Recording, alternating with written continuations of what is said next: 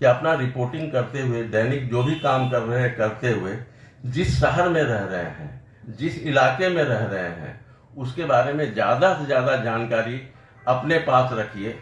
आने वाले दिनों में जो नई पीढ़ी के पत्रकार आएंगे वो आपके पास आएंगे कि ये जो घटना हुई थी, इसके पहले कब इस तरह की घटना हुई थी, तो आप एक शब्दकोश बन जाएंगे।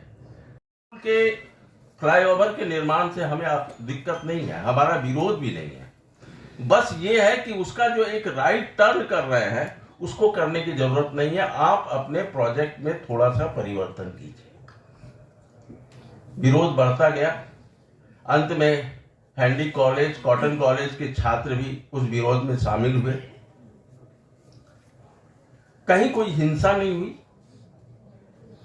अंत में सरकार को, झुकना शब्द का मैं प्रयोग नहीं करूंगा, सरकार ने उस पर पुनर्विचार किया और उस रूट में, उस पूरे जो कंस्ट्रक्शन का प्लान था उसमें थोड़ा सा परिवर्तन किया, तो वो जो 40-50 पेड़ कटने वाले थे वो बच गए।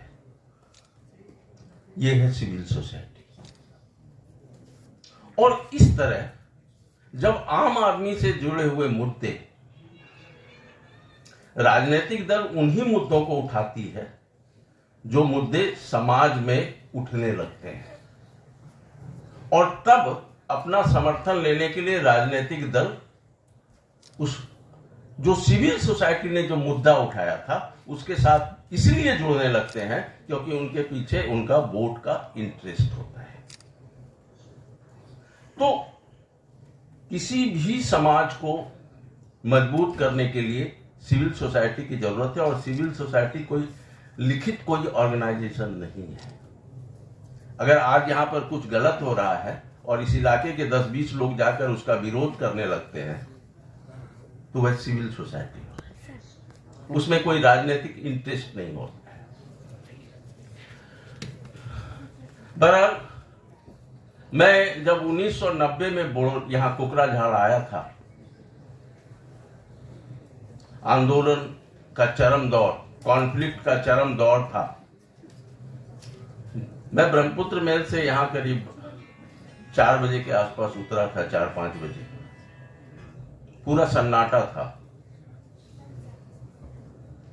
शाम होते ही सारी दुकानें बंद हो गई थी। स्टेशन के पास एक छोटा सा लॉज था, उसमें मैं रुका और फिर सुबह में पैदल चलता हुआ देवर गांव आया था, आपसू के ऑफिस तक। और उस पूरे बोडो आंदोलन के दौरान मैंने बोडो क्षेत्र का लगातार दौरा किया। टंगला भी मैं गया, उदालगुड़ी गया, और ब्रह्मा साहब की वो जो पेंटिंग विलेज उन्होंने बनाया था, सुरक्षा बलों ने उसको पूरा तोड़ फोड़ दिया था, मैं उनके पास भी गया, उनसे भी मिला था और उसकी भी रिपोर्ट मैंने की थी। और इधर 4-5 वर्षों से, खास करके जब से बीटीआर का समझौता हुआ है और उसके बाद जो बीटीआर की स्थिति में एक बुनियादी बदलाव दिखने को मिला है। समझौते इसके पहले 2 और हो चुके थे, लेकिन वह बुनियादी बदलाव दिख नहीं रहा था। वह इसलिए संभव हुआ कि जो समझौते किए गए थे उनको लागू करने की ईमानदार कोशिश शुरू हुई। अभी भी कई चीजें हैं जिनको लागू किया जाना बाकी है। तो खास करके जब हम बोडोलैंड की अगर बात करें तो हमें इस बात का भी मूल्यांकन करना होगा कि आज से 25-30 साल पहले यह क्षेत्र कहां था और आज यह क्षेत्र कहां है।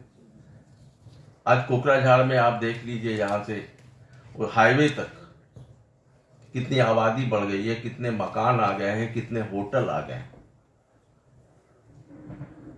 उदालगुड़ी जिले में ही वो भूटान के नीचे, भूटान की तलहटी के नीचे एक बार मुझे जाने का मौका मिला, 2 नदी को पार करके।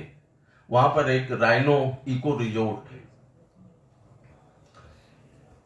और मैं ये देखकर आश्चर्य हो गया कि वहां मालिक भी बोड़ो जनजाति के हैं, सारी स्टाफ वहां बोड़ो जनजाति के हैं, और इतना प्रोफेशनल ढंग से वो अपने गेस्ट को ट्रीट कर रहे हैं, इतना पोलाइट वो बात कर रहे हैं।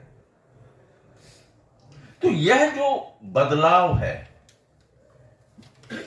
वो लड़के जो बेंगलोर में जाकर, हैदराबाद में जाकर, वहां भी मुझे मिले।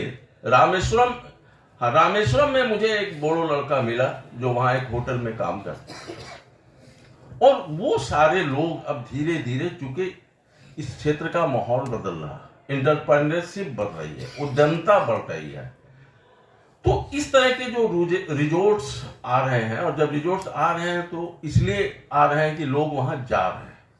लोग जा इसलिए रहे हैं कि लोगों को अब बोडोलैंड में घूमने में डर नहीं लगता है।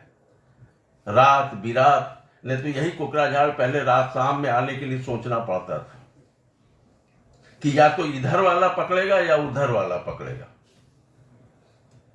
तो कहीं ना कहीं हम पत्रकारों की भी ये जिम्मेदारी बनती है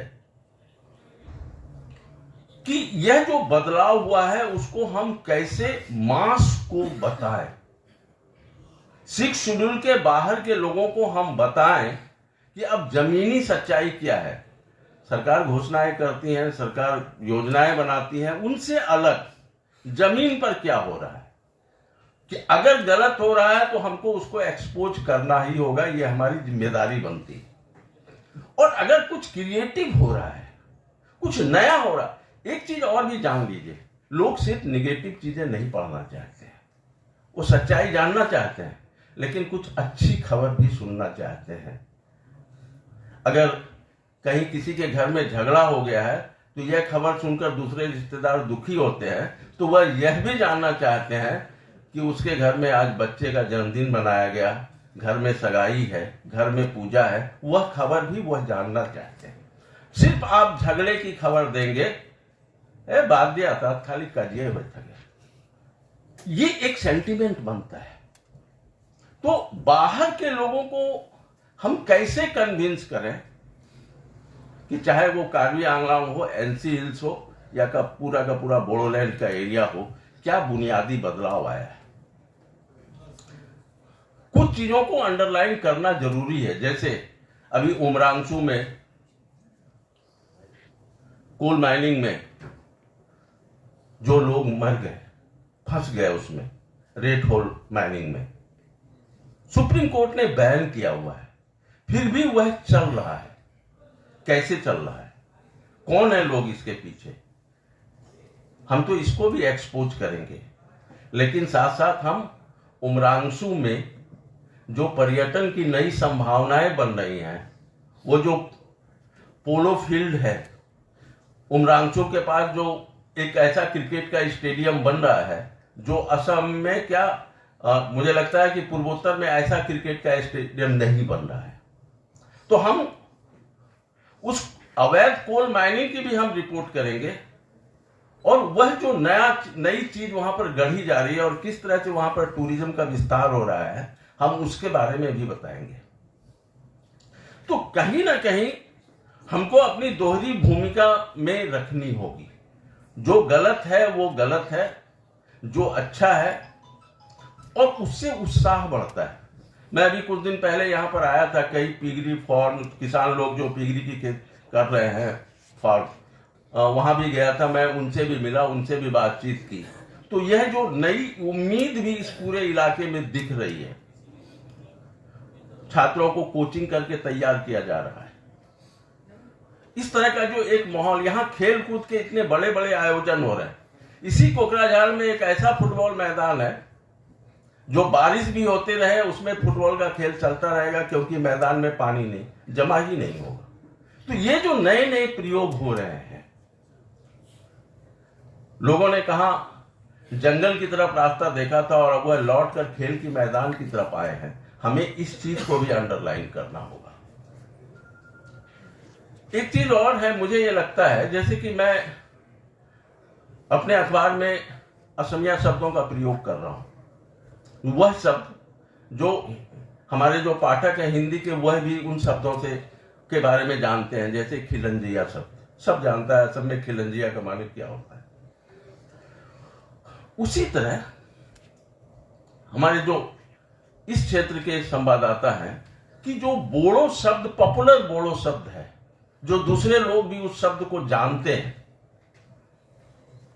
उन शब्दों का प्रयोग भी अपने समाचार में करना होगा। दूसरी समस्या आ रही है कि हम जैसे सुभाष बोरो लिखें या बोडो लिखें या बोडो लिखें, अंग्रेजी के अनुवाद की वजह से एक टाइटल को कई तरीके से लिखा जा रहा है। जब हम बोडो में लिखते हैं तो रॉ और उसके ऊपर हलंत मार देते हैं, बोरो हो जाता है। लेकिन जब हम हिंदी में लिखते हैं तो कभी बोडो हो जाता है, कभी बोरो हो जाता है। तो उसकी क्या शुद्धता है और उसमें क्या बोडो साहित्य सभा हमारी मदद कर सकता है कि हम बोडो जो उपाधि है उसको किस तरह से लिखें, असमिया में हो या हिंदी में हो, ताकि लोग एक ही तरह की उपाधि का प्रयोग करें लेखन में, उससे एक रूपता आएगी। अब अंग्रेजी के अनुवाद के कारण क्या होता है, हैंडिक हो गया, और जब हम असमिया में लिखते हैं तो खंदके ही हो गया, खंदके। अब हिंदी में हम क्या लिखें? तो आमतौर से हम लोग असम में असमिया का अनुसरण करते हैं कि जो उपाधि असमिया में जैसे है हिंदी में भी वैसे ही हो। अंग्रेजी से मारिए तो साइकिया, स में आयकार, का हर्षई या, और असमिया में है सा ई किया। ये भी भाषा की एकरूपता को ठीक करने के लिए, और खास करके 6 शेड्यूल की जो उपाधियां हैं, जो नाम है जिस तरह के, तो दूसरे भाषा भाषी लोगों को उसके सही उच्चारण में असुविधा भी होती है। तो उन चीजों को कैसे ठीक किया जाए? काजीरंगा तो काजीरंगा हो गया। 6 शेड्यूल के लोगों को भी, हम मीडिया कर्मी को भी ये बताना होगा कि हमारे इलाके में भी मानस है, उमरांशो है, हाफलॉन्ग है, और उसकी क्या विशेषता है। हमें यह भी बताना होगा कि जिन लोगों ने मानस के जंगली जानवरों को मारा, वही लोगों ने मानस के जंगली जानवरों को आज बचा रहे हैं टीम बनाकर, और किस तरह से आज मानस कहां से कहां पहुंच गया।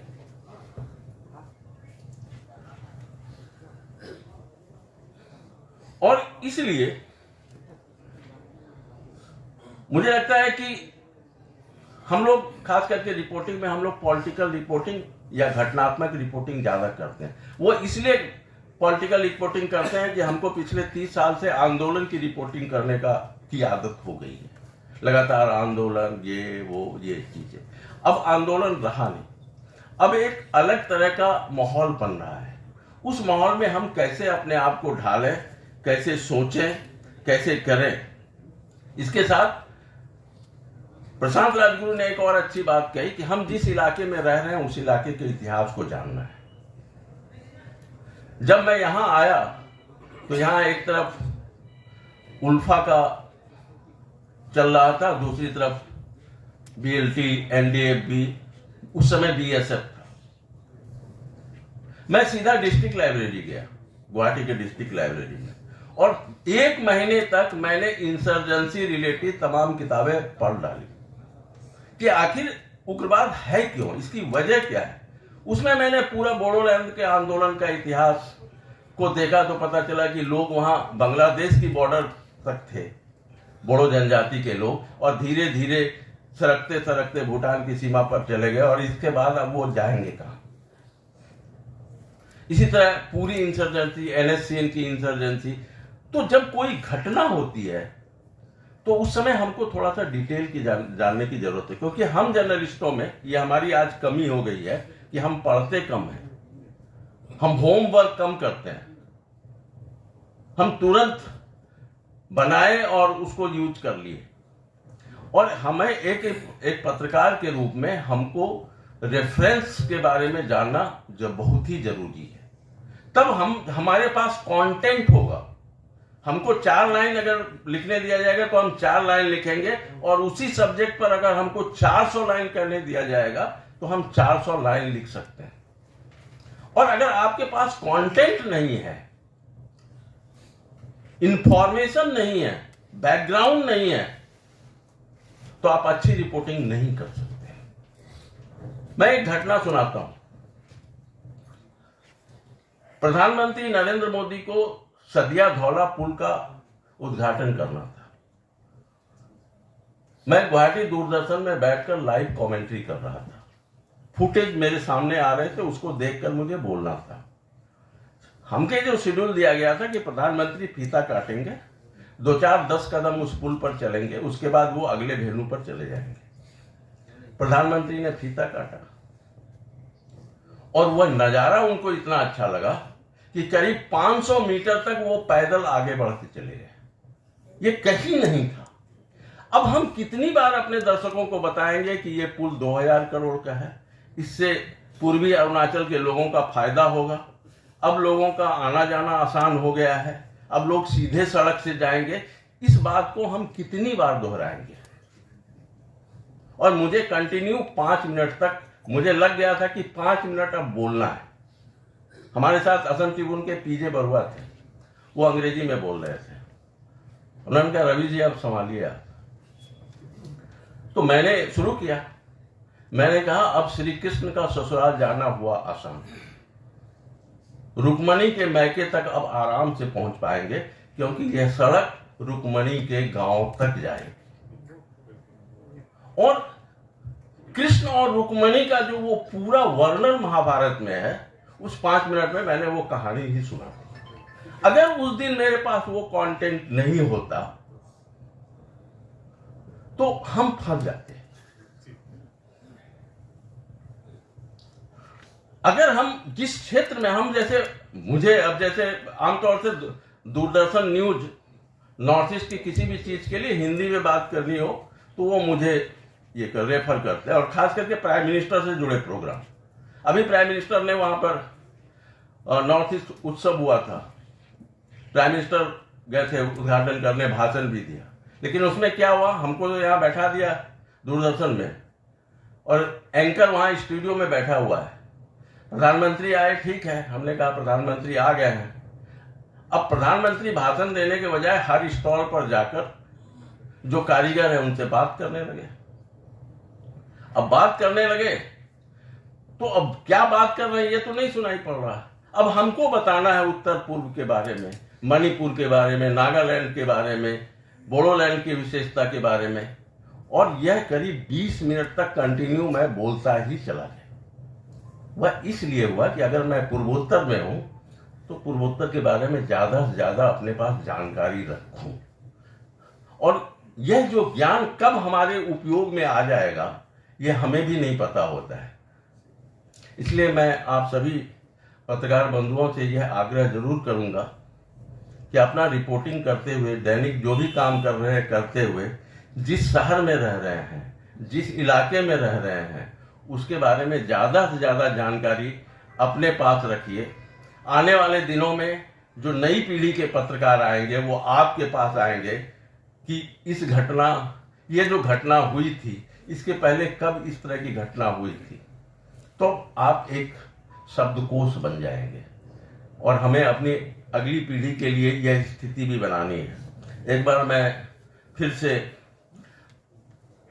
जनसंपर्क विभाग के प्रति आभार व्यक्त करता हूं कि मुझे यहां आने के लिए आमंत्रित किया और मौका दिया आप लोगों से बात शेयर करने का। बहुत बहुत धन्यवाद।